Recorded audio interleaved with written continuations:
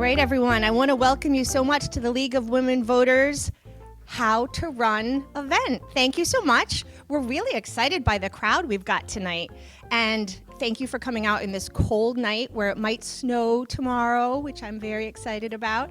My name is Jen Fallon, and I'm a League of Women Voter helper. And Mara Alonso put together this wonderful night, so we're going to say a little kudos to her for doing this. We've got a really exciting program for you tonight, and like I mentioned earlier, if at any point in time you have any questions, please feel free to ask. We're here for you, and we're excited you're here, so we want to make this event work for you.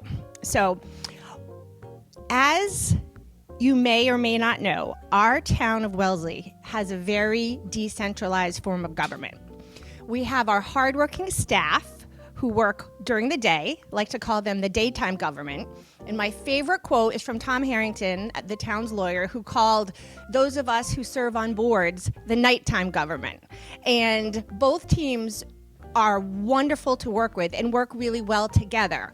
But without volunteers, like so many people in the town, and hopefully you, there would be no nighttime government. So it's really crucial that you are interested in being involved, and it's really a lot of fun.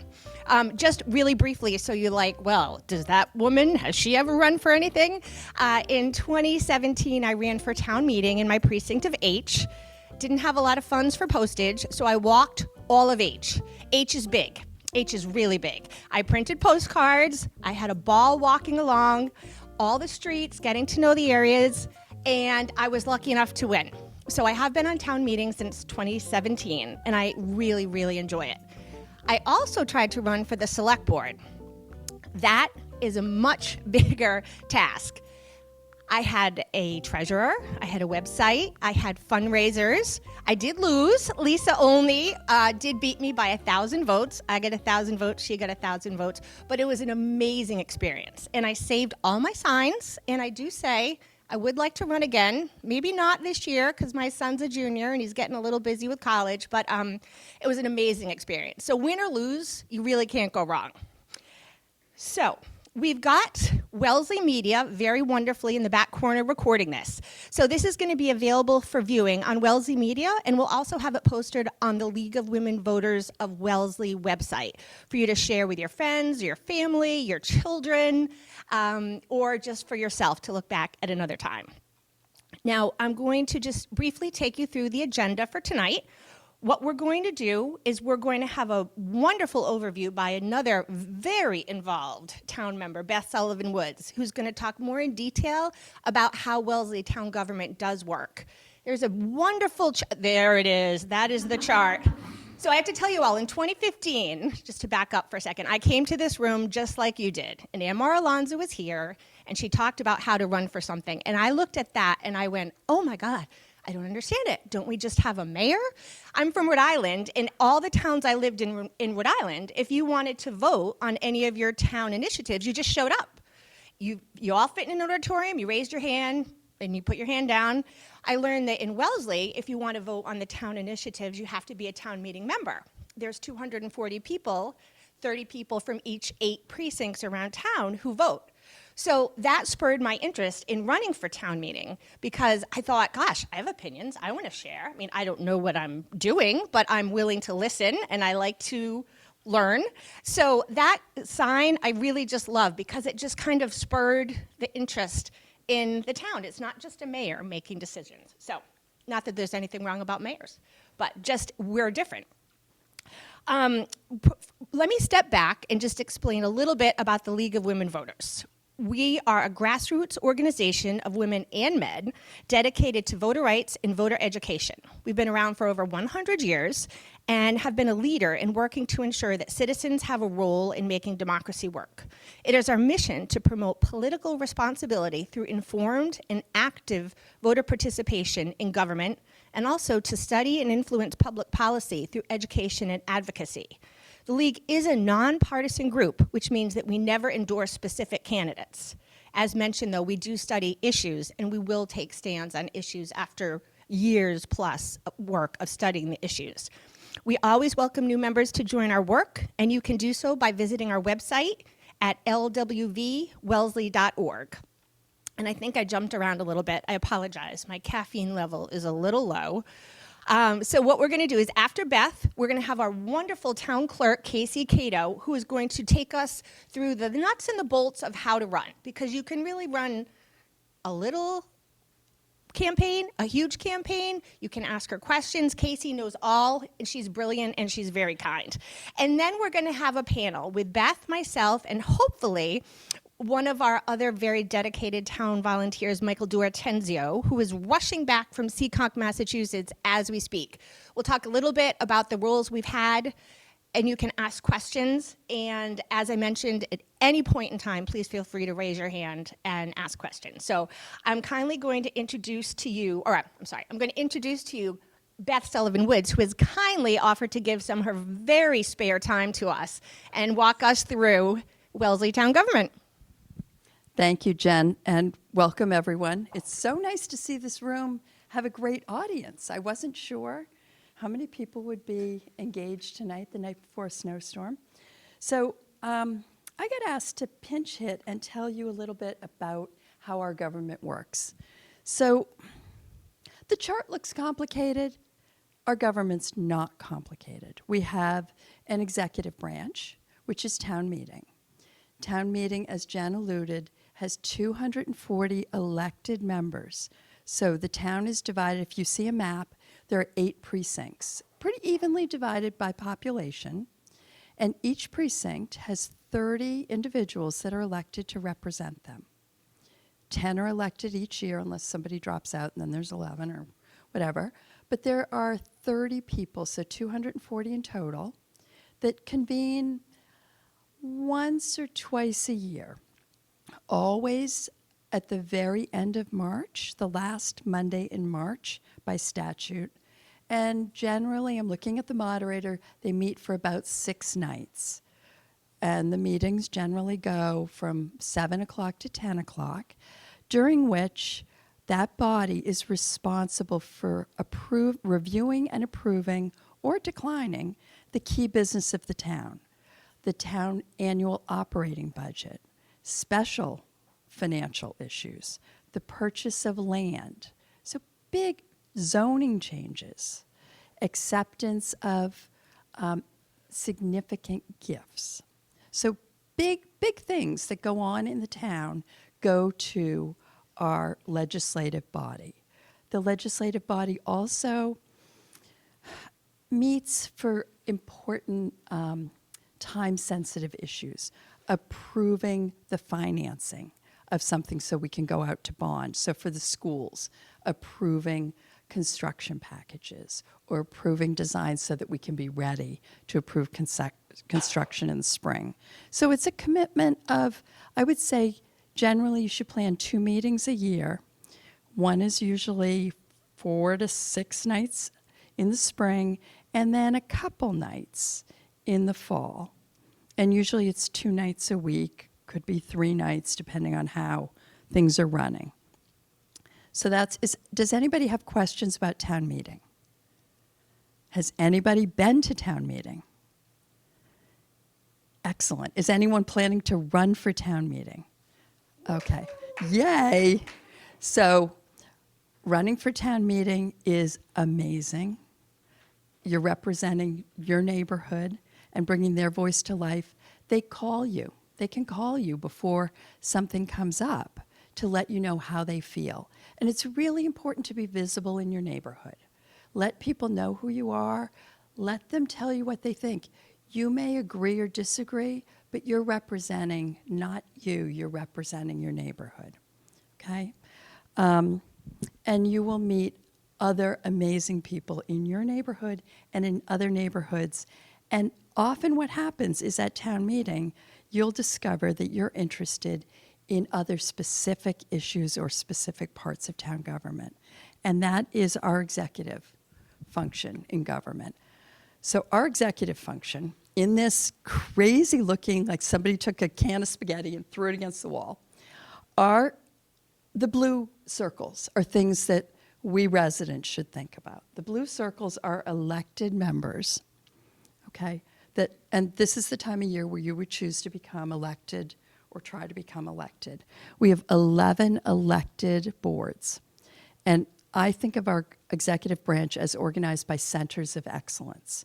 So each board has a defined set of responsibilities that includes the hiring and management of the director. The directors are is that a hexagon? Whatever it is. They're in charge of managing that functional area in town through the director. So they supervise the director, they review the director, they approve the bonuses for the director, they set the policies for that center of excellence, they submit the budget, they advocate for the budget, and they advocate for what that group needs. So if you are on the 11, one of the 11, the Board of Health, you advocate and oversee matters related to health. So that those include inspectional services, licensing of food establishments, supervising the administration of vaccines. So I'm sure all of us know they will give you your flu shot and things like that. So that's our Board of Health. The Board of Assessors, they determine and advise on the tax rate. Important group of people.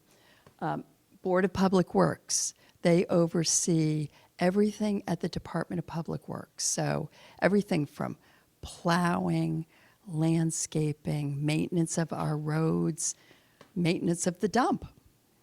Hopefully, has everyone been to the dump?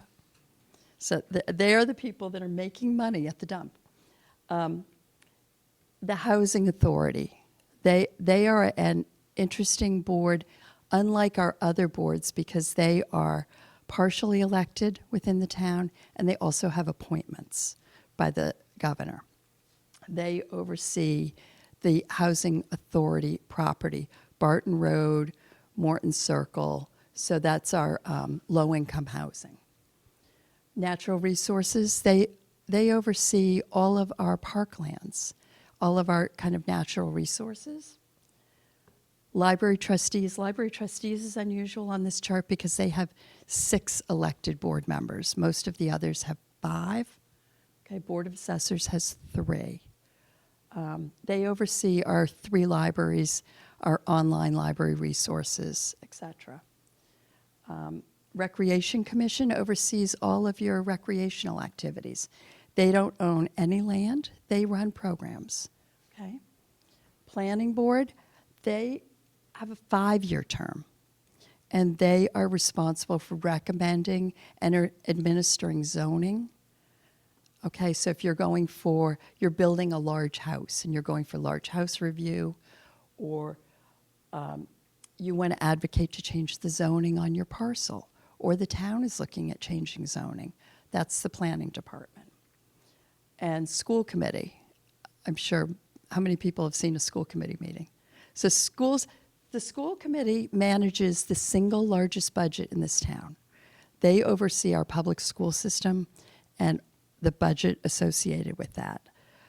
Michael Dortenzio served on the school committee, so he can be happy to answer questions on that.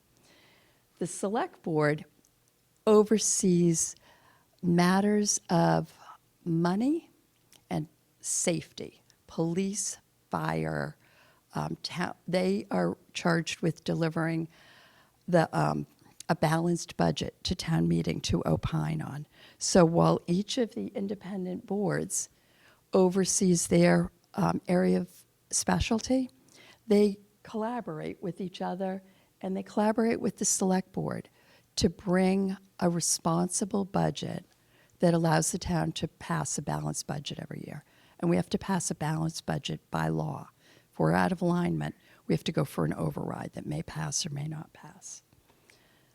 Those are our 11 boards. Then we have 2 very special people or roles, both of which are represented here. The one that will be most important to you when you run for office is our town clerk, Casey Cato. Casey knows all things about running for office and knows how to keep you out of trouble in terms of your filings, getting the right signatures. And while you're in office, she can help with questions on that. Casey's term is 3 years. Casey is also, or the town clerk is unusual in that if you see her box, she is both the circle and the hexagon because she is our only paid elected official. Okay? And then Mark Kaplan, who's in the back, is in our moderator circle. The moderator oversees and runs town meeting. It's a one-year term, so every year the moderator has to run. The moderator, I think, would tell you the single most important job the moderator does is making appointments to many key committees, including our advisory committee, which is right here. So if you decide you don't want to run for office, but you're really interested in contributing to the town, learning more about how the town operates, and kind of sinking in and getting fully immersed, the advisory committee listens to every presentation of every board or department that is bringing something to town meeting. So they get that high level and deep picture of everything. The moderator appoints the advisory committee members to 3-year terms. All of these green boxes are appointed committees that one of the circles appoints to help them administer their roles. The green boxes do not run for office. They are appointed by the board. And you would receive, the select board office puts out at least once a year a notice for a call for volunteers. And on that form, you can check off whatever you're interested in. You can do it any time of year. It's always on the website. And it gets sent to all the blue circles, everything appropriate, and someone will reach out to you. And if they don't, reach back out to us because it was a mistake that we didn't follow up. Okay? I think, does anyone have any questions? I forgot to give you my background. So I grew up in town. My mother was active in town government, so the bug hit me early. And then I moved back here. And, you know, people say, why do you want to run for office? And I think we all have our own very special reasons for doing that.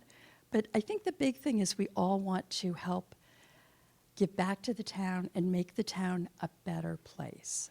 And we each have special talents and special perspectives to share. And I think everyone who serves should like working with other people because you will meet people that you don't meet through the school network or through the other things you do. You'll meet people that care about the town government in a different kind of way than maybe some of your friend groups or your neighborhood groups. I joined town meeting 15 years ago and at the same time ran for Board of Library Trustees, which I just adored. I met people I never, ever would have met. They are still some of my very closest friends. And I feel like it was really valuable. I learned so much about the whole town and also about the library, which I was a Latin major. I love libraries. Being on the board is nothing about doing Latin or books, but you set policies, you set vision, and you really help build the services to reflect what the community wants. I did that for 3 terms, and then I ran for select board because I decided I would like to get more involved at a higher level across the town. And I'm in my 3rd term now, and I will tell you, it is a really fulfilling experience. You meet people, you learn about things, and you think about things. You bring all of your work experience, all of your experience on PTOs, all your, other experience in school to bear and share with other people that have different outlooks. And you will meet a ton of residents, most of whom are so grateful that you are working with them, and some who have a hard time initially understanding government is not fleet of foot. It's just not. But the way Wellesley works, everything's very, very well vetted. And you will be part of that excellent vetting system so that when it pops out done, we can all feel really proud of it because it has been pushed and pulled and shoved. And I think, is there anything I should have covered that you feel like you wanted to know about how the government structure. How many paid elected officials? How many paid elected officials? Only One. one. Mhm. Just the town clerk, because the town clerk, unlike all of these other positions, the town clerk's job is a full-time job. The town clerk is responsible for all your vital records, your birth certificates, your death certificates, all of those things, and they run that operation full-time. And that, not every town has an elected resident that is responsible for that, but Wellesley believes that having someone in the community responsible for that is important. And so we only have one. Everybody else is unpaid volunteer. And that's why we're called nighttime government, because I work full-time. That's the other thing you should know. Many people in government, when they apply, they stress out and they say, oh my God, I work. How can I do this?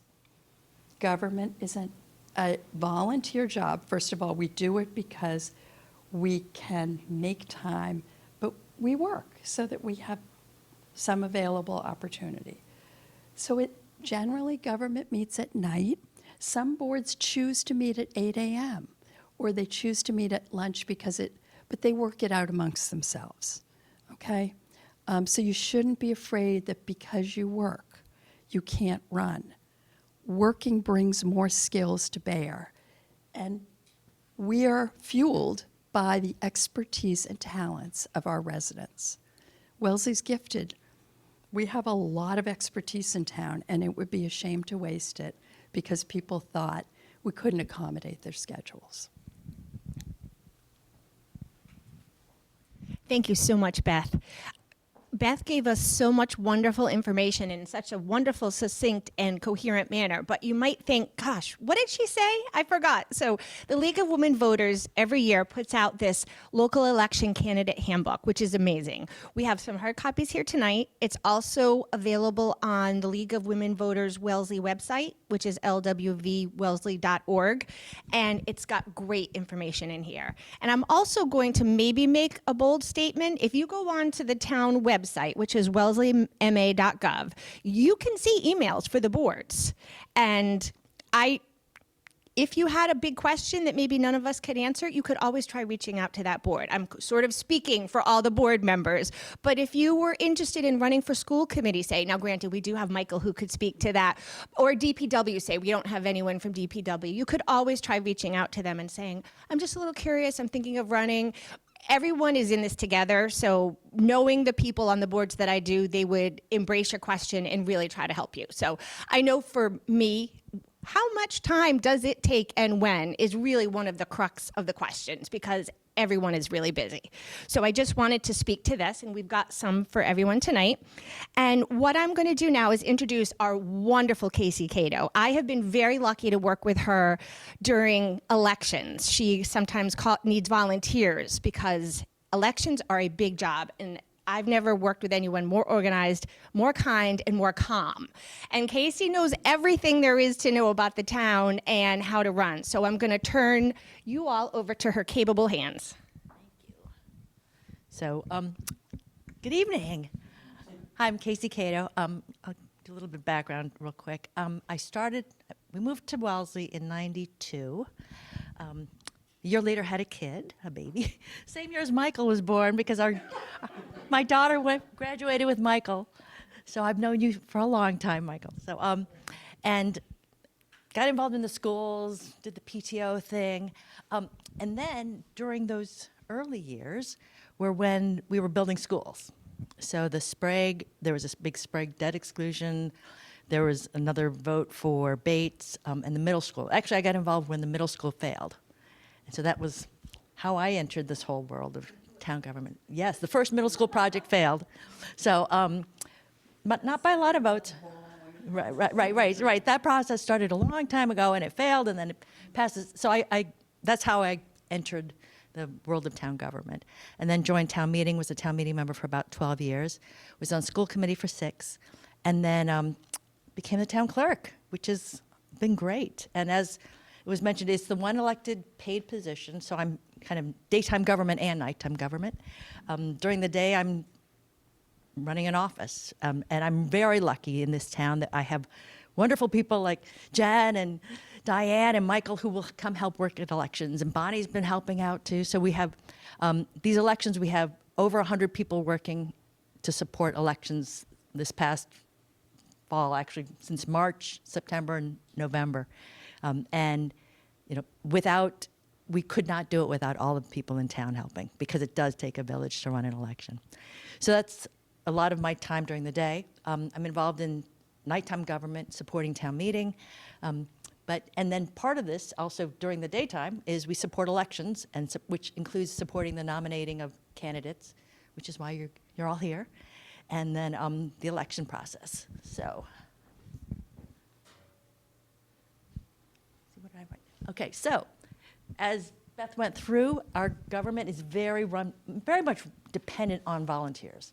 So we have a lot of citizen involvement. We have a high standard for management. What's great is we have a very educated, very engaged town citizenship. And so, and people bring their expertise to the role they play. So PBC, for example, right? That is an appointed board. There are very specific roles that when Mark is appointing people that he's looking for. He's looking for an architect. He's looking for somebody in construction. So there's all these different pieces that they're looking for, as well as just a resident. And so that's how Susie Littlefield got involved. Actually, she was involved in building projects for many years before that. She was involved actually in the middle school project and the Bates project and the Sprague project. So she's seen them all. It's also, we get a lot of input that way. So we really believe that having more people involved in the decisions makes for better outcomes. And as Jen mentioned, we study things a lot, but we really believe that the outcome ends up being, the results are much stronger because of all that. And actually, if you've studied the high school project, which took at least 10 plus years to kind of go through the whole process, and Diane's laughing because she saw it all, right? We kept, and that, I think it failed at one point at town meeting. But because of that, we ended up getting a brand new high school, because originally it was going to be a renovation. So there are a lot of things that you think, oh my gosh, are we ever going to get anything done? But we end up getting things done, and they look fabulous at the end. And we really, everybody believes in a high quality of life in Wellesley. So we're supportive of the town, the community supportive, and what's nice is they're supportive of spending and investing when it's needed. So you can be involved in that. So these are the elected offices that are up this year in 2025. Some will have incumbents running again, but these are all the things that are going to be on the ballot. So with each board, it's either one or two of positions that are open. I'm not going to read each one, but you can see that all the roles. The only ones that do not have any position open this year are Housing Authority and then Town Clerk. So, and that Housing Authority will have a position open next year, and Town Clerk will be open in 27. Some are for, you have to be a registered voter to run for. Others you do not. So if somebody says, well, I'm not a U.S. citizen, that doesn't matter. You can still run for office. And for town meeting, you just have to be a resident. So what matters is that you live here. But as you can see, some of them registered voters, some of them aren't. And here's the town. We are divided into 8 precincts. And actually, is that that is the older picture. So the 8 precincts are correct. The voting locations are not. So the Bates one, so I need to update this. Bates has moved to Upham, because now that Upham is close to students, it makes it a great location for voting. So, and we have the whole parking lot for voting. But as you can see, it's basically, they carved it out. It is similar to the school districts, but not exactly. So town meeting members, these are the positions we have open. Usually 10 come up every year. The reason why we have 2 extras, we're looking for 2 extra in precinct E, is because we've had people move away. And so they had to drop out a little bit earlier. And so for those, there'll be one that'll have a 2-year term, one that'll have a 1-year term. But when you pull papers for town meeting, you just pull for the precinct, and then it lands on, it depends on how the votes fall out. So the top 10 will get 3-year term. The next person in line will get a 2-year term. The next one will get a 1-year term, which is actually different on the townwide. So just as a note, On the townwide slide,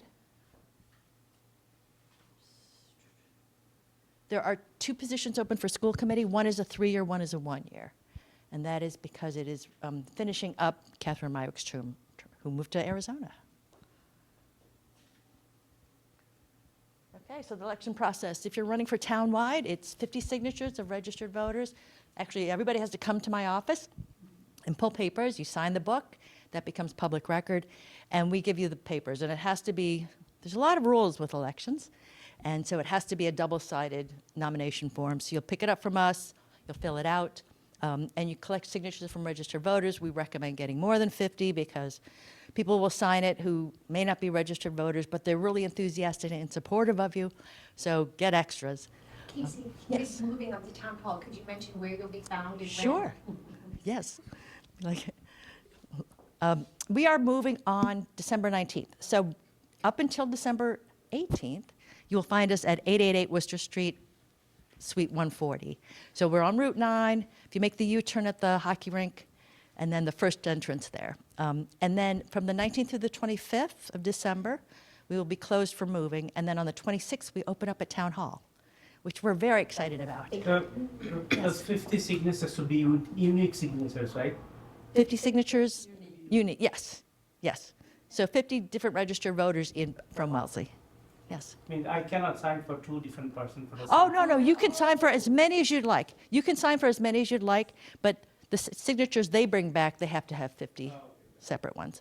But you can, because you're just supporting them to be on the ballot. You don't have to necessarily vote for them. So it's just supporting their ability to be on the ballot. In terms of the folks who are signing your papers being registered, do they have to be registered at the time of signature or when you confirm that they are, a real person?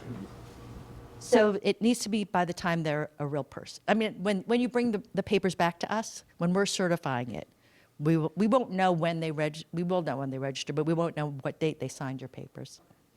So if somebody says, oh, I'm not registered, you can say, oh, get registered tonight. You can go online to get registered to vote at the Secretary of State website, so they could do it immediately, and they'll be in our system the next morning. So, Can you explain a little bit about what it means to sign someone's papers? Because if you haven't done it before, people think they're endorsing you and they say, I don't know you, I haven't decided. They're just giving you permission to be on the ballot. That's a great point. I have a policy, I'll sign anything to get anything on a ballot, even if I disagree with it.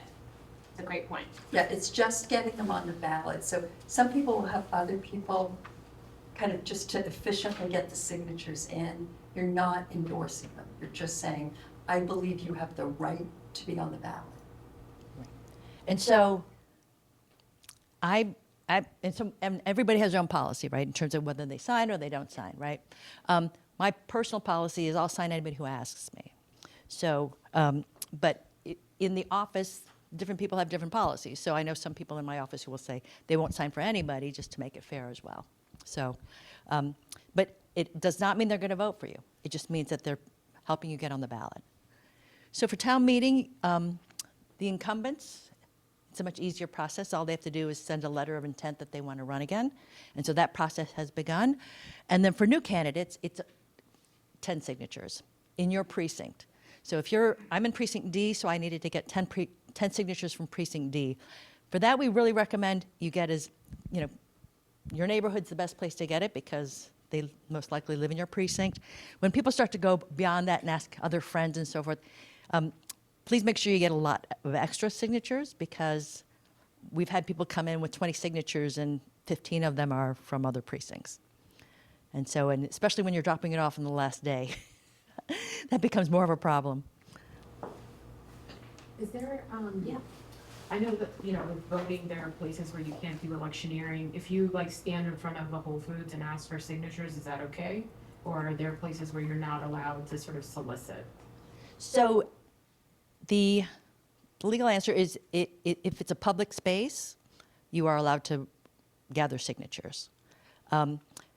Whole Foods, actually Roach Brothers has been usually very generous about us, holding signs in front of them. We usually just ask at the front desk that we're doing that, but we've never had problems there.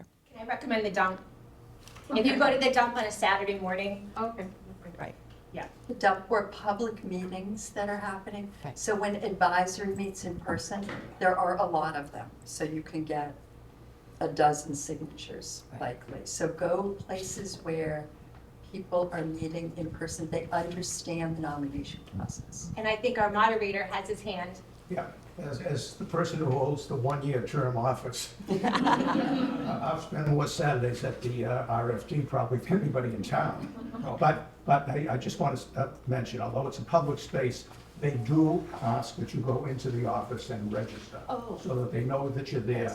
And the reason they do that is because there's cars and so forth, and if there's an accident of any kind, they want to know who's there and so forth. So you go into the office, they'll ask you how long are you going to be there, and you give an estimate, and they say fine. Thank you, Mark. I did not know that. And that's with sign holding as well at the RDF. So it's anytime you're doing that kind of activity. Just Actually, carry them with you, and you will run into people in the supermarket, at meetings, at the dump. It doesn't take that long. right. Well, and the other thing is that, so we give out nomination papers as of today. So we started today, we had about 8 people show up today to pick up papers. Pick them up early. Take them to holiday parties, right? And so people do that. They take them to any place where you'll see a lot of people who live locally. Sometimes, actually, at the grocery store, it's a little bit harder because you end up having people who are not from Wellesley. So you end up getting signatures from other towns. Okay. So I'm So saying that somebody outside the city can also become a member of the city? they cannot. So what happens is somebody will go to Roach Brothers and they'll ask for signatures. They'll get all these signatures, and then we can't certify them. And so people think they worked really hard to get 60 signatures, and half of them are from, Natick and Dover and so forth. So they're from other towns. So they have to be from Wellesley, and they have to be registered voters in Wellesley. So from the calendar perspective, so today was the first day and actually it's no longer by appointment. We used to be by appointment during COVID. So you can pick up papers at the office. Last day for townwide is January 10th, which is a Friday at 5 p.m. All of our deadlines are at 5 p.m. Our office is typically open 8 to 4, so during the week, but when we have a deadline, it's by 5 p.m. because that's the legal law rules. That's one of those rules. Last day to return is Tuesday, January 14th at 5 p.m. If you show up at 5:01, it will be too late. So please show up early. And we will be, by then, we will be at 525 Washington Street. So if you go to 888 Worcester at even 4:45, you will not make it down to 525. Just the way Western Road works. We've been traveling that a lot lately. And you have to have all of them. You have to have all of them done. You can bring them early. So if you bring them early, we will certify them and we will let you know. So we do let people know, oh, you're short by a few, or you're good to go, you're on the ballot. So we do recommend people getting them in early, because unfortunately last year we had some people who came in at the very last minute and they didn't have enough signatures. So we hate to have to do that to people, but we follow the rules. So last day for incumbents to file notice of candidacy is January 21st. So if you're interested in town meeting, you should absolutely still run. But sometimes people are like, well, how many seats are open? So they're trying to figure out what the numbers look like before they submit. By the 21st, we'll know how many incumbents will be running again. The 24th is the last day to pull papers for town meeting members. And then January 28th, end of January is the last day to return. And then on the next day, we have a drawing for the position on the ballot. So that is completely a random drawing. It's open to the public. Anyone may come watch. It's not that interesting, but but I'm there. We're pulling out little names on pieces of paper. And so that determines the ballot order. Incumbents do get a little notation on the ballot that says candidate for re-election, but they do not get any preference in terms of order on the placement on the ballot. And then League of Women Voters, candidates night, I am assuming it's the same Thursday. They usually have it the Thursday. Okay. Before the school vacation week. And then last day to register to vote will be February 21st, which is Friday. And then the election is March 4th, which is Tuesday. polls open at 7 a.m., closes at 8 p.m. And then annual town meeting this year will begin on April 1st. And that is because March 31st, which is the last Monday in March, is a school holiday for Eid. A couple things, actually, now we're getting into running, so campaigning. Townwide office, if you're running for townwide, you have to follow the Office of Campaign Finance rules. So there are, and we help you through that. So there's a website that's fabulous. We answer a lot of questions. We send out reminders. Oh, you need to fill out this form by this date. So if you're spending any money or raising any money for a townwide candidacy, you have to follow those laws and disclosures. For town meeting, there's no rules. So you can spend as much as you'd like. You don't need to spend any. You don't need to spend a lot of money for town meeting. And as, was it you, Jen, who said you walked around to every house? And that's effective. We've seen a lot of people do that. And it's your neighborhood. So emails work, and really campaigning has changed. So I started working on campaigns in the late 2000s. And back then we did a lot of postcards and mailings and ads in the paper and the Townsman. Well, the Townsman does not have the same kind of viewership as it used to. So people aren't placing ads anymore for local elections as much. But they were using email, they're using social media. Yes. That's not true, Casey. Oh, People advertise on the Wellesley report. yes. Thank you. Could Yes. you say that? I'm realizing the mic is Okay. not going to pick up. Okay, so I forgot, and I've actually put some ads in there. So the Wellesley report does advertising for candidates, so people run there, and it's just thinking about who's viewing what and where do people get their information, and so there's a lot more use of social media, which we didn't use way back when. And to get the word out, and just telling your friends. So telling people and have them tell people. And yard signs. And was it Beth who mentioned about having yard signs? I have yard signs too in my basement, and I pull them out every few years, and I didn't put a date on it, so I can use them again. But feel free to put a date on it. So, and then what's also helpful is the League of Women Voters election guide, which is right there. Candidates night we mentioned. They'll invite all of the townwide candidates to speak. And then, and town meeting members, and it's in person this year, right? So, and town meeting members often go just to meet other people. And then just letter to the editor of the Wellesley report. Mention that so people can write letters there or have other people write letters on their behalf. And then preparing for the role. And absolutely reach out to other members on a board that you might be interested in joining to learn a little bit more about it. Also, I know when I ran for school committee, I started attending school committee meetings ahead of time. Because one of the challenges of our election cycle is our election is 3-4 weeks right before town meeting. And so the first meeting that you go to after elected is to vote whatever budget they have. And so if you haven't been paying attention all along, it becomes a bigger task to understand how big is the budget these days. So it's good to be following along in terms of beforehand. All of the emails of town meeting members, as well as town meeting members and board members, is public record. And so if you're interested in getting them and you can't find it, the website has usually a general email box for select board, has one email address that goes to all 5 of them. School committee has one as well. That you can find on the website, but if you're interested in individual email addresses, you can make a public record request to me, and I will give you the whole list. So that's one way to do it. And having been a former committee member, we enjoyed spending time with people who are interested in joining the board, because I knew that when I was on school committee, I wanted the new people to be as informed as possible before they joined. It's important to understand what is the time commitment, what do you do? Is it something that they'd be interested in? So reach out to them. And so here's the other links.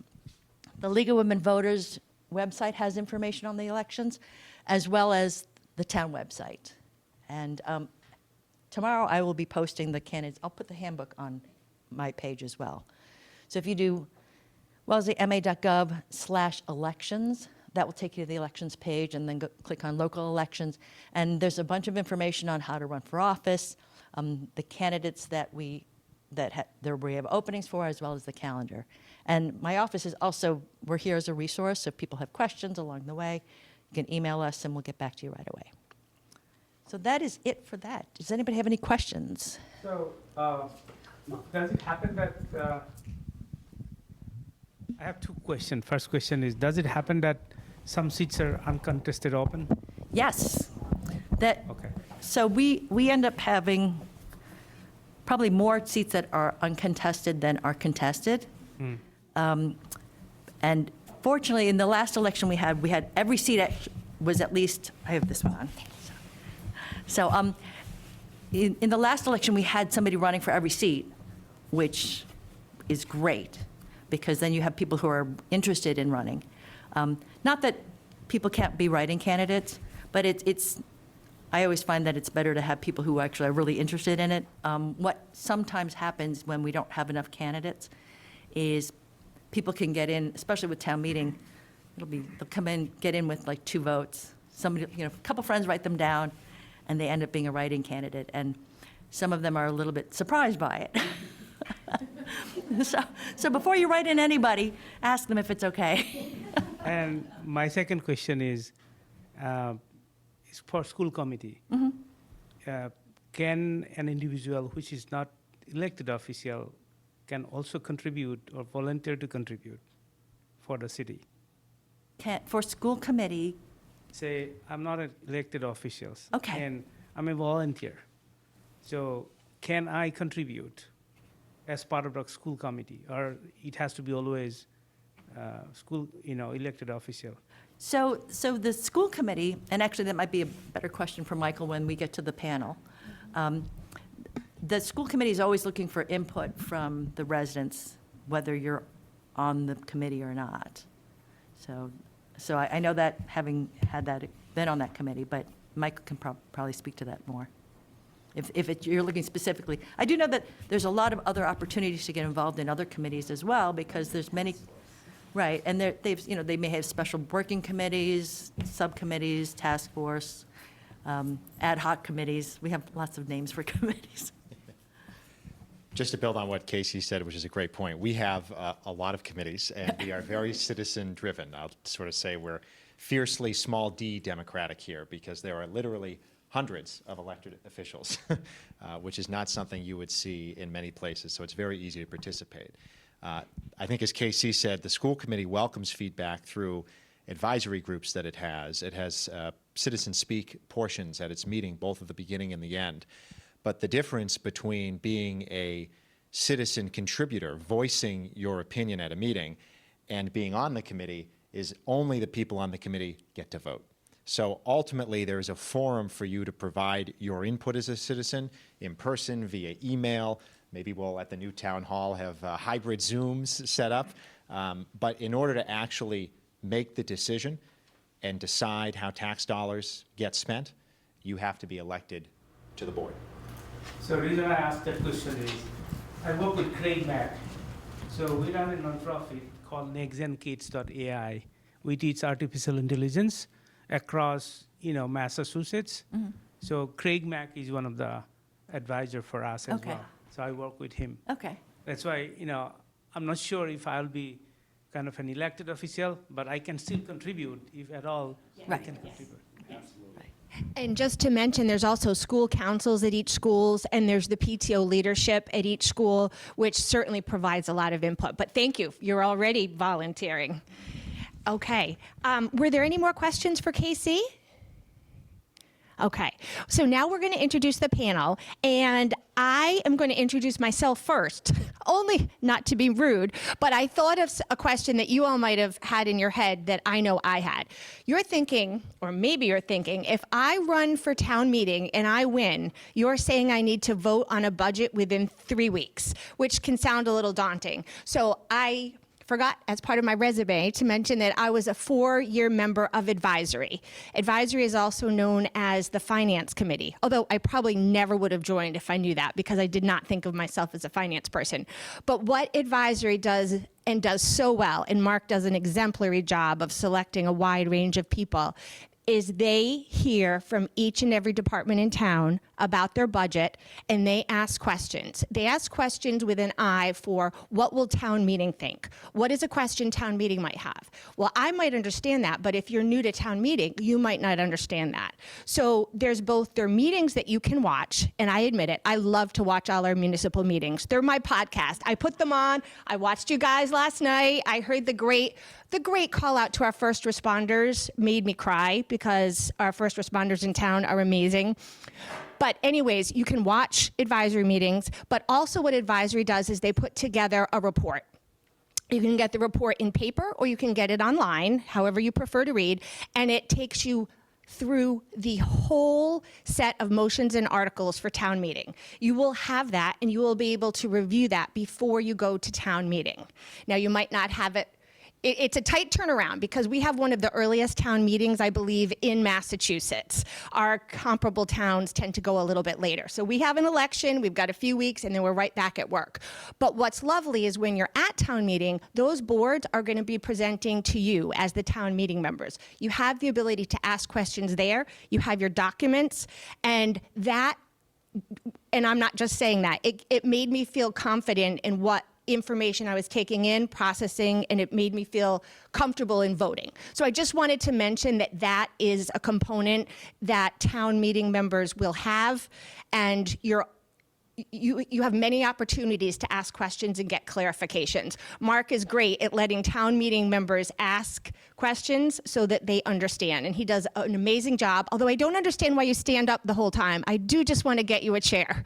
Okay, all right, so briefly just back to me. I moved to Wellesley the day before my son started kindergarten, and he's in 11th grade. I also have an 8th grade girl. I wanted to get involved. I did a bunch of PTO stuff. I ran for town meeting, won, loved it, wanted to be select board, lost. Luckily, somebody gave my name to Mark. Mark and I went to Whole Foods, and I got to be on advisory for 4 years. Every Wednesday, basically during the school year, I would be on an advisory meeting, either in person or on Zoom, because a lot was during the pandemic, and it was just amazing. The staff members that we have in this town are amazing what they do, and they work so hard day and night. All the board members are amazing doing this all for free. So anyways, I loved advisory and I miss it. And that is what I've done as a town of Wellesley member. We're going to bring up Michael D'Ortanzo here. And Michael, correct me if I get this wrong. You are the person who discovered, come on up, that there is no age limit, age minimum to town meeting. Michael was a 9th grader?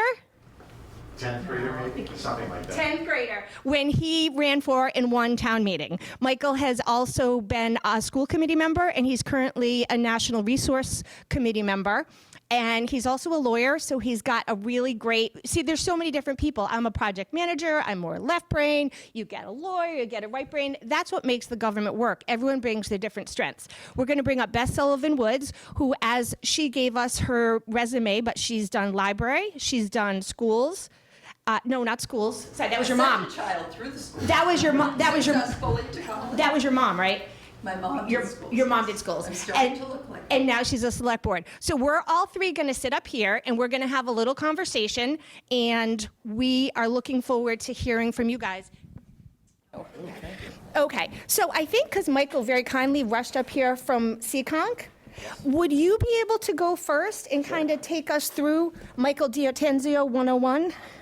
Well, I don't know how exciting that's going to be, but I am very happy to be here, and thank you to Jennifer, to you and the league for pulling this all together. You know, I think one of the things I love about town government, and Jen is such a great example of, is the enthusiasm that people here bring to these jobs. These are long hours.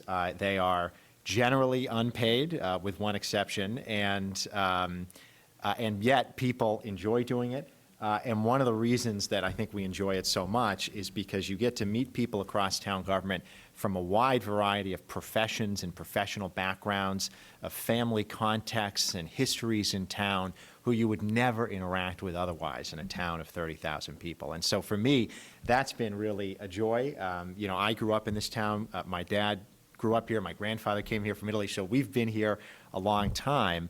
But in my day-to-day, almost all the people that I met in town government, I would never have met otherwise, right? Because I was in my little K through 12 bubble and the people that my family knew. And so by being in town government, your horizon really broadens in a great way, in addition to the work that you can do to give back to the town and to the people who live here. So that would be my intro. I love that. I love that. Now, do you mind if I ask you a series of Please, questions? please. Might be easier than asking you to read. Why did you decide to run for a town office? And feel free to speak of any and all of your multiple. You know, I first ran, as Jen mentioned, for town meeting when I was in high school. And the reason was because my family had been here a while. You know, when my grandfather first came to Wellesley, he had almost no English and went to what was then the junior high school. After being at the junior high school, he eventually was a laborer for the town, which was sort of a common path for an Italian immigrant, and had a chance to have my father go to college, and then I got to go to college. So we got a lot out of this town. And I think for my family certainly felt that giving back was important. And also, as KC mentioned, that new high school project was coming down the line, and I was selfishly interested in whether the students would continue to have parking and what that building would look like. So which fell into the civic category and which was the selfish category, I'll let you decide. But some combination of those motivated me to run for town meeting. And fortunately, Wellesley is very unique. In most towns, the statutes that create these many boards on our spaghetti chart say registered voters shall elect registered voters for whatever reason. In the Wellesley Special Act from 1932, it says registered voters shall elect residents. So I remember, you know, Kathy Nagel, who was a former town clerk, I probably spent 2 weeks putting together this really nice email. I had it all formatted. It was indented. And I said, I think I'm allowed to run for these reasons. And I sent it to Kathy, and she responded very quickly with like 4 words afterwards. Huh, interesting, didn't know that, thanks, we'll check with lawyers. And I thought, all right, great. So Kathy Nagel, as I said, was our former town clerk for 15 years, who was wonderful. Got back, said, sure, if you want to run, get your 10 signatures, get them in on time. That's very important. And so for whatever reason, my neighborhood elected me to serve, and I've been doing that since, with a brief 2-year interlude when I was at law school. So that's been a joy. I think one of the things that Jen also mentioned is you may have different experiences in town, right? Maybe you're a town meeting member, maybe you're on a PTO, you might be involved in one of the sports leagues. But by running for a town-wide body, you get to shape those decisions that come before those different groups, right? So town meeting is not acting typically on its own, right? It's acting on ideas that the elected boards have sent.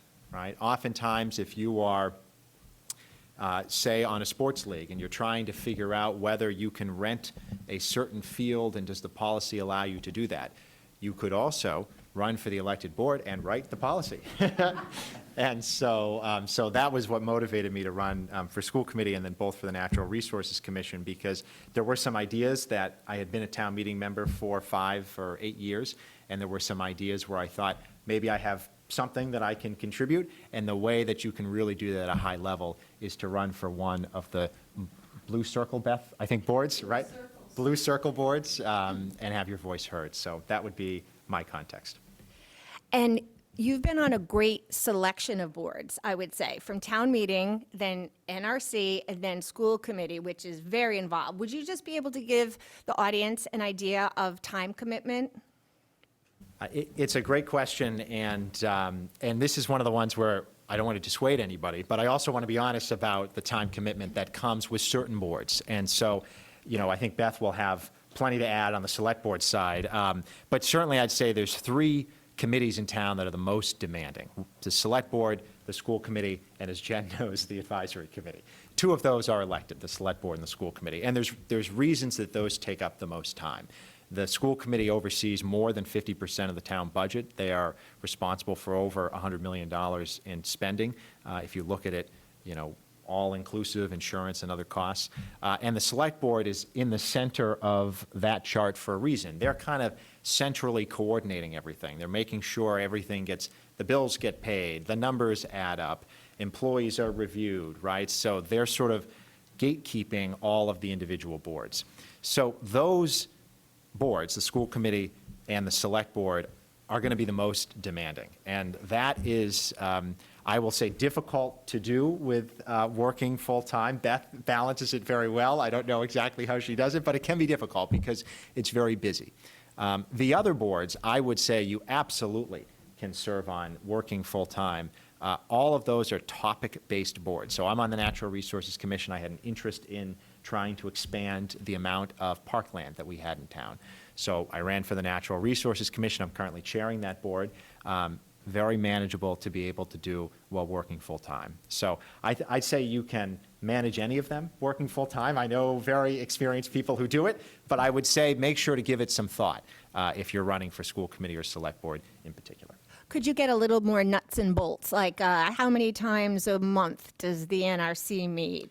You know, if you could just, I don't know if that's of Yep. interest to people. I find that that was the crux of my decision making. Jen, can I just, Please. can we get a sense of how many people are thinking of running for town-wide office, one of the circles? Oh, awesome. And town meeting members?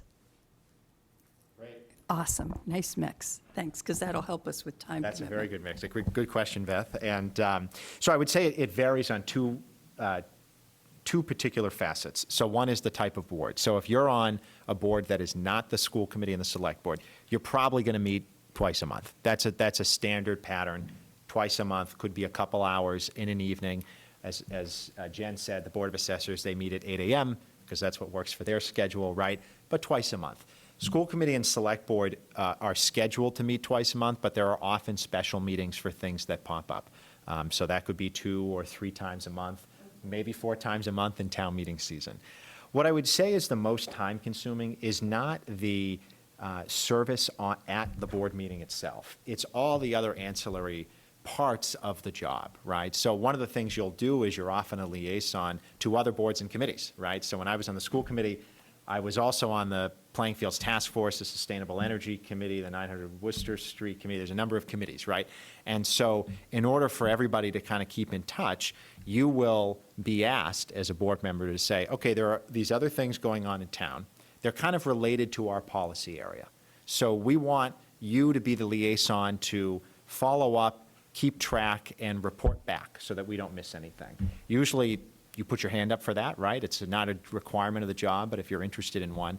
And those things can tend to take time. And so the reason, though, there's not a firm answer is that that really depends on the board. And it also depends on if you have the time to do it. You know, I know plenty of boards, including boards I've served on, where we have had members who've said, look, I work full-time.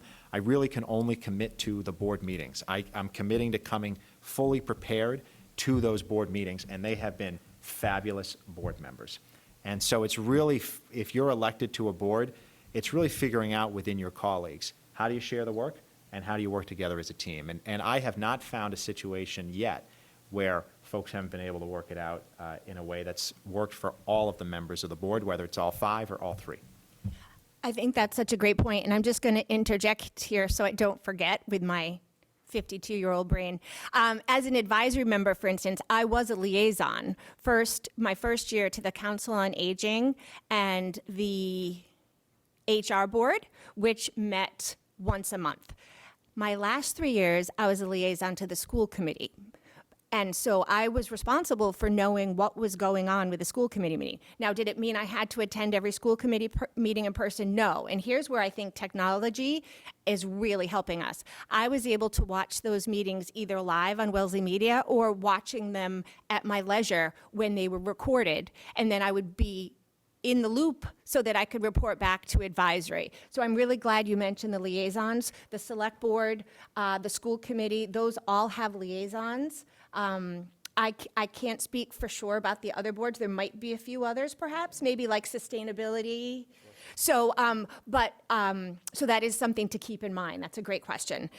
Michael, I would just love to have you and kind of answer where you think is most. I'd love to know either like what's the most rewarding, or maybe like what was a surprise, tips, anything like in your experience that you would like to share with this audience, because you have a lot of experience.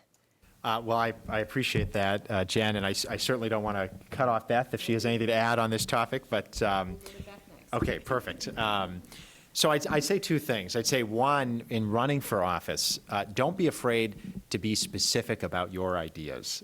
Because one of the things that I think we've had in town, and when I first ran for the school committee, I was uncontested, so I was guilty of this, is it's very easy to just sort of run and say, I support the schools, and I support the children, right? Which are sort of platitudes that no one's going to disagree with.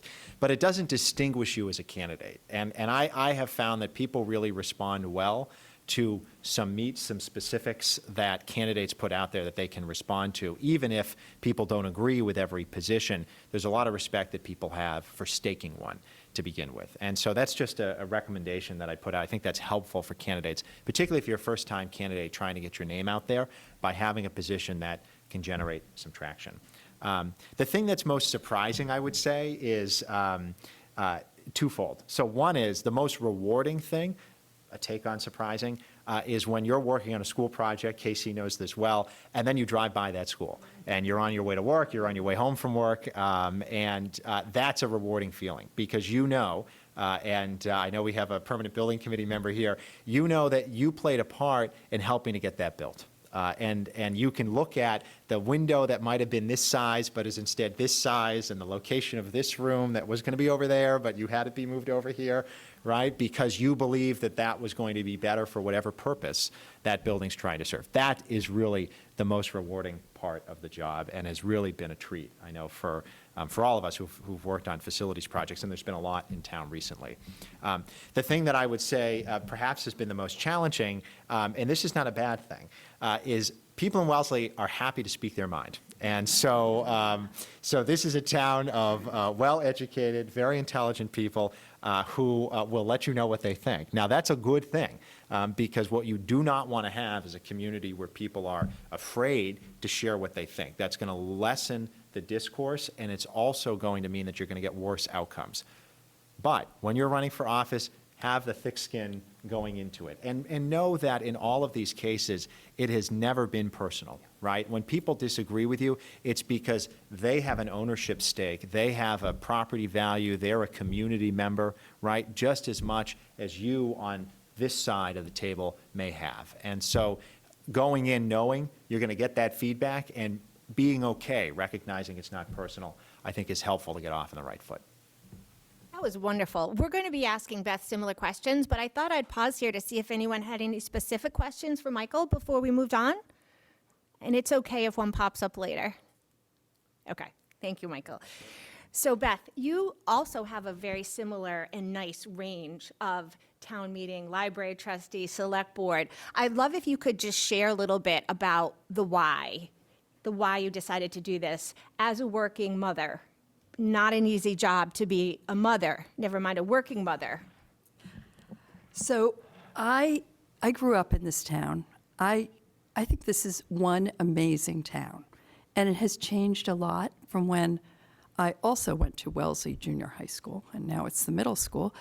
I think they changed the name last week. But I wanted to give back. I've always volunteered. I've always, served on different boards, kind of helped where I could professionally and in things that impacted my life, alumni organizations. And I think the town is one of the most important things you can help with because it's where you live. For some people, it's where they work. And it's definitely where we spend a lot of our spare time. And so I thought my husband and I had moved back here, and I had a little squirt. He was just going to school. And so I thought, maybe I have a little more time with my full-time job. And I went and I pulled papers for the library. I thought I could fit the library into my life. They meet, sometimes in the morning, sometimes at night. Perfect. And while I was there, I thought, I would like to vote for my budget. If I'm putting all my time into town to doing library things and figuring out the policies and the budget, why wouldn't I want to be able to vote for it? And so I went back. I literally got to the side door of Town Hall and turned around. I ran into the executive director, Hans Larson. I had gotten a signature from him. And I thought, I'm going to have to go find him again.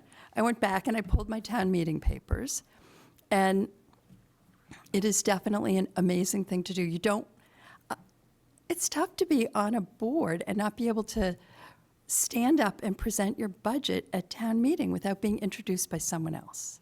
Like it, you've done all that work all year. So I would encourage you, if you're thinking about a board, think about town meeting.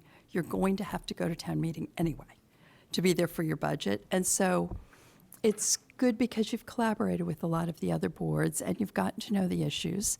So that was kind of my path. I did the two together. I selected the library trustees because I have a deep passion for the role of libraries as community-centric pieces of what defines a town. The learning that comes out of a library, the sense of community that comes out of a library. And I love that this town has libraries at the different areas of town. And when I first moved back, there were questions about would we fund branch libraries? And for me, they are cornerstones of community. And so the library, I thought, was the right place for me. And the library met once a month, seemed doable. Library was a lot of time, a lot of very enjoyable, very enriching time.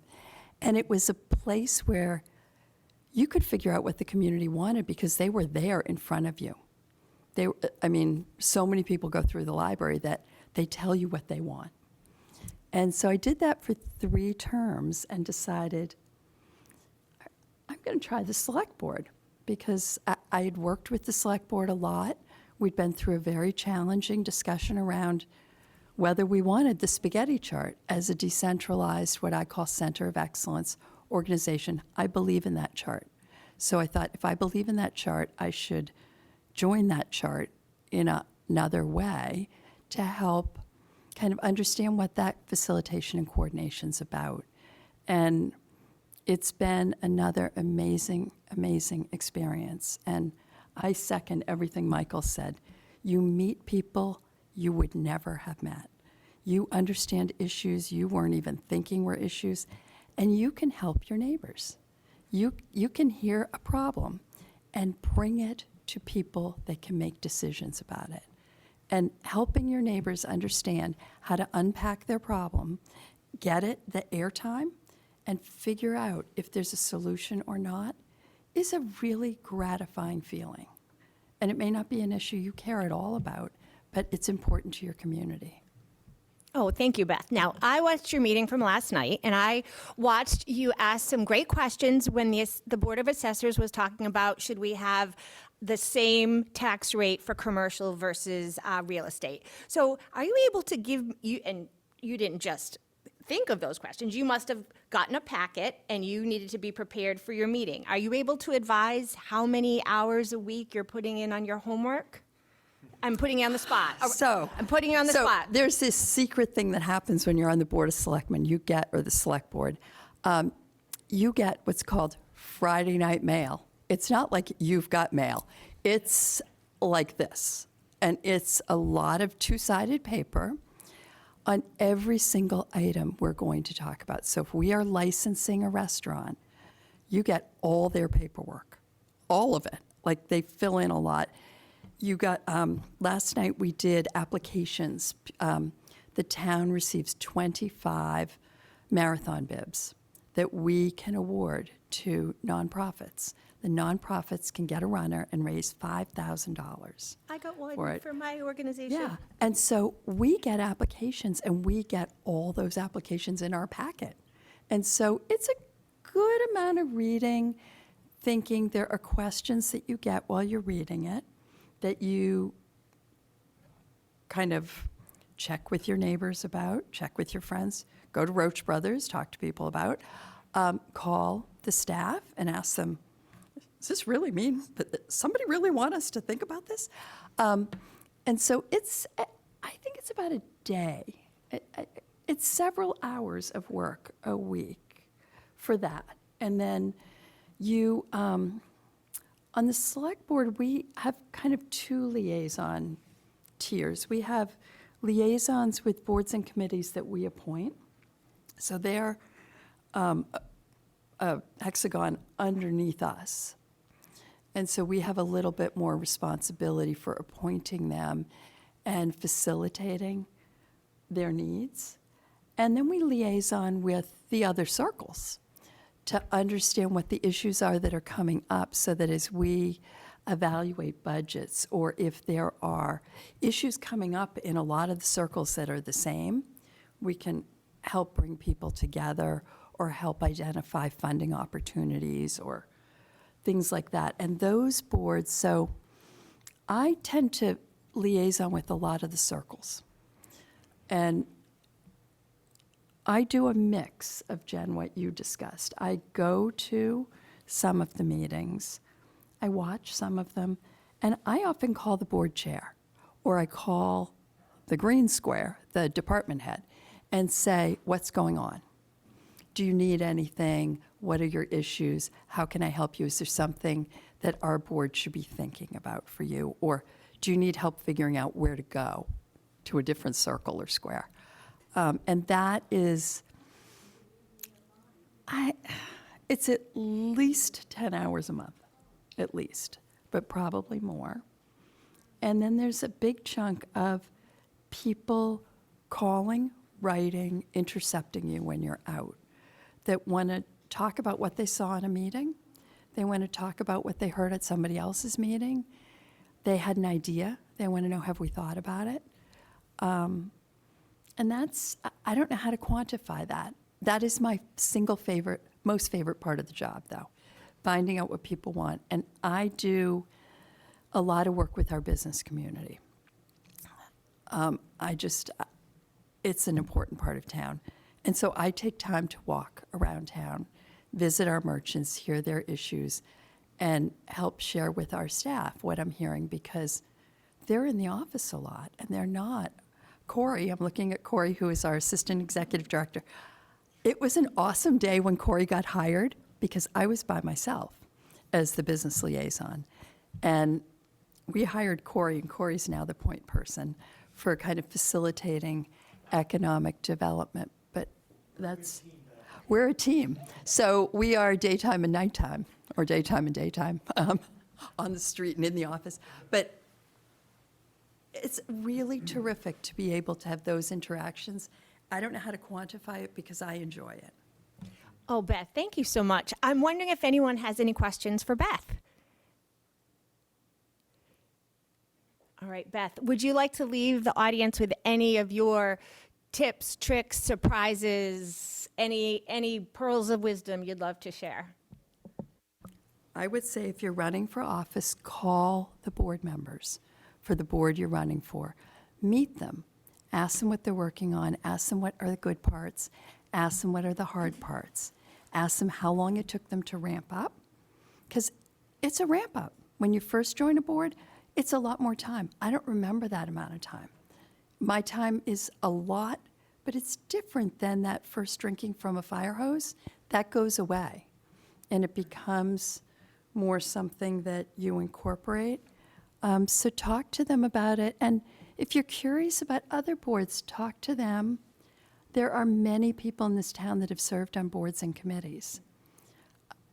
You may not recognize it all, but if you start talking about the fact you want to run, they will tell you who ran. And call any of us that are not on a board or committee you're interested in, and we can point you towards someone, because it is very gratifying.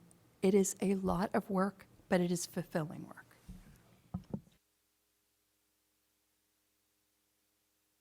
Oh, of course. Casey, please go. I have a question for Mike. Can I ask? Yes, we'll just summarize your question unless Luke thinks he can hear. What is your question, sir? So my question is, like, since part of the school committee, with the change in technological advancements in today's world, what policies do you enforce so that public schools at Wellesley high schools or middle schools are still competitive? Policies in IT to keep us competitive. Thank you for the question, sir, and it's a very good one, especially with how rapidly things are changing. So one of the three main things that the school committee does is pass policies. The other two are hire and fire, supervise the superintendent, and approve the annual school budget, right? The third category, the third leg on that stool, is setting policies. And those policies cover really anything within the school system. It can be how you're using technology. It could be the use of facilities. The one thing the school committee does not do is hire and fire most of the individual staff. That typically is done by the superintendent in 99% of cases. But everything outside of the individual staff members in almost every case, the school committee can pass policies on. I would say that it really varies by cities and towns across the state. So, if the school committee here had a belief that there should be a policy about the use of artificial intelligence, about changing technology needs, they would work with the superintendent to pass a policy to say that. That's the beauty of democracy in action. But there's no policy that's required from the state. The state requires a few policies that you have to have, same with the federal government, but there's no technology one. So that would be something that would have to be a grassroots development from whoever was elected to the school committee Blue Circle. Thank you. And Casey, I believe you had a point, and then we'll go to Michael after you. Okay, great. And actually, it's just more on the nuts and bolts of running for office. So for anyone who is running for office, while the election's March 4th, because of vote by mail, 50% of our voters will have voted before March 4th. And so just from a timing perspective, when you're thinking about how you might campaign, we hope to have ballots in the mail by February 12th. So we try to get them in the mail before the school vacation. But just from a kind of just practical perspective, Wellesley, I think, is probably leveling off at about 50% of our voters will vote by mail. That's a great point, Casey, because when I help someone run for school committee, we put their signs out the Monday after school vacation, which would now be too late due to the changing of the pandemic, which has changed so many things. Thank you. Michael. Great point, Casey. So just maybe one point in closing, and hopefully to excite people to run, which is this is a unique spaghetti chart in the state. You are not going to find anywhere else with this chart. And one of the things that I think is special about it is, again, that small d democracy, how many opportunities there are to get involved. If you lived in a city form of government, you really have an all or nothing proposition, right? If you really want to have an influence, you can run for city council or school committee. Some cities also have a mayor. Or you can provide input at Citizen Speak, but you're not going to be really making decisions. Here, you can really make decisions across the entirety of town government, and you can do it in an intensive way on the select board at the center of the chart, on the school committee that has a 9-figure budget, or you can do it on a Natural Resources Commission, which I think is a great commission, a Board of Health, a Board of Assessors, another body that may be a little bit less demanding, but could be a topic area that you're interested in. And so that's a really, I think, well, it is a unique thing. I also think it's a special thing, echoing what Beth said. And so I would really encourage people to look at policy areas that they might be interested in and to take a leap of faith. And also, as you said, Jen, always feel free to reach out ahead of time. Everyone in town government is really happy to get a cup of coffee, to go to Whole Foods, to sit down and talk on the phone. Exactly. We've got lots of options.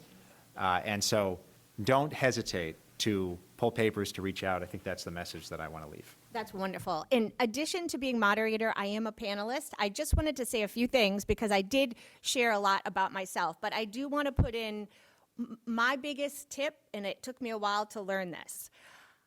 If you don't know the answer to a question, you should ask it at whatever meeting or committee you're at, because 99 times out of 100, somebody else doesn't know the answer either. I'm going to make a special plug here for advisory because it was transformative for me. I enjoyed my time immensely. I would get there excited. I would have just basically looked at the presentation. So the work ahead of each meeting was, maybe 30 minutes, not terribly bad. We'd have our meetings on Wednesday nights, say 7 to 9:30. We'd listen to presentations. Casey would come in and tell us how much it was going to cost for her to run an election. And wow, I never thought that it would cost to run an election. So you could ask Casey questions. We would have Dave Cohen come in from the DPW, who was telling us that it was going to snow that night, and that he uses this brilliant beet vegetable mixture to make our roads not slippery, that is sustainable and not harmful for pets. I mean, there was never a Wednesday night I didn't look forward to advisory. I would sit, though, in advisory meetings for my first year, and I would be afraid to ask a question. I was younger, even though that was a bit ago. I was much younger then, obviously. I wasn't a lawyer. I wasn't a finance person. I felt a little out of my league. And I thought, gosh, if I'm going to ask this question, they're going to call me out on it. Invariably, when I would ask a question, someone else wouldn't know the question. Or the board member presenting would say, you know what, that's something I forgot to mention in my presentation. I loved it so much, I did a 4th year when someone else moved. The range is just 3 years. And I really do feel that I was doing my job to help town meeting, because everyone can watch town meeting, everyone would see our output, which I'll get to in a minute, but I alluded to before the presentation. But we were helping the boards to really understand what's going to happen at town meeting. And I think it helped the town. I know it helped me. I met so many people. And I do think it helps the staff and the boards, because they're understanding what people out of their lane are not understanding. You know, when the Board of Assessors would come, I would have to really sit back, and because it was way over my head. But I was able to think as, okay, well, what about John Q. Public at town meeting, who didn't have this presentation and studied it for an hour and has the person there to talk to. So it was just really valuable. So I just wanted to make a special plea for advisory. It is an appointed role, and I know we're talking about how to run for office, but I do think it falls under the umbrella. And it's also a really good stepping stone if you're thinking, hey, I'd love to be on select board, but I don't know a ton about the budgets, maybe. So it could really be a nice move between town meeting and another board if you're thinking, maybe I'm not quite where I think I want to be. So for me, the only downside is it's the time. And, you know, sometimes I'd be like, gosh, I'm doing this for my kids and I haven't seen my kids today. But that happens with everything, right? It happens when you're at the grocery store. It happens when you're at the dentist. So I just wanted to make a special comment to, if you feel like the time is overwhelming, just give it a second thought. You know, people understand that life is busy. People understand you have kids. I never got any pushback from any of my real life that popped in when I was an advisory member. And lastly, I just want to say, if you are interested in advisory, there is a bit of work where you have to write your component of the background and the information on whatever article will be presented at town meeting before special meeting and town meeting. So it does ramp up there. So just, we're not trying to be scary tonight. We're just trying to be honest, so no one goes, well, God, they never told me it wouldn't just be a 3-hour select board meeting every week. So that is what I just wanted to say, and I wanted to open it up one last time for any questions. Okay, well, what I want to do is I want to thank you all so much for attending. This is amazing.